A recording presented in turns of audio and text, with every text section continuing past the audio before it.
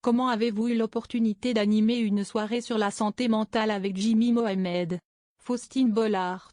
Jimmy et moi nous croisons parfois dans les couloirs de RTL où nous travaillons tous les deux, note de la rédaction, mais si est-il la première fois que nous animons une émission ensemble?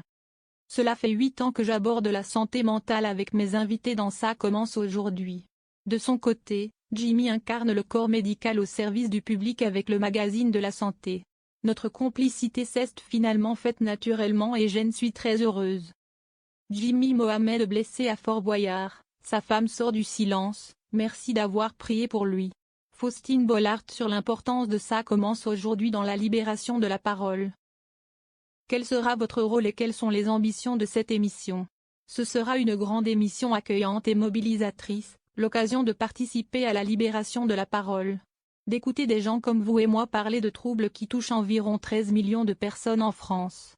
Il y aura également de nombreux reportages présentés par des personnalités de France Télévisions. L'idée est d'être concret et optimiste, avec des solutions pratiques proposées par des experts. À lire aussi, la confession de Faustine Bollaert sur son rôle de confidente du public.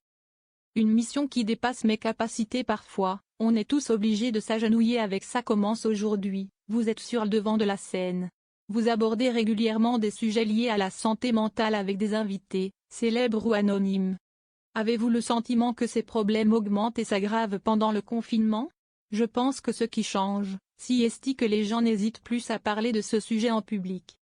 Je pense notamment à Mathias Malzieu, interprète de Dionysos, scénariste et réalisateur, sur le plateau de Ça commence aujourd'hui, ou à Nicolas Demorand, présentateur de la matinale sur France Inter, qui a évoqué son trouble bipolaire dans un livre, Intérieure nuit.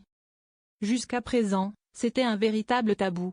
Aujourd'hui, si, en plus des invités anonymes de mon émission, des défenseurs comme Yannick Noah ou Camille Lacour s'exprimaient sur la souffrance psychologique, dans un nouveau documentaire diffusé sur M6.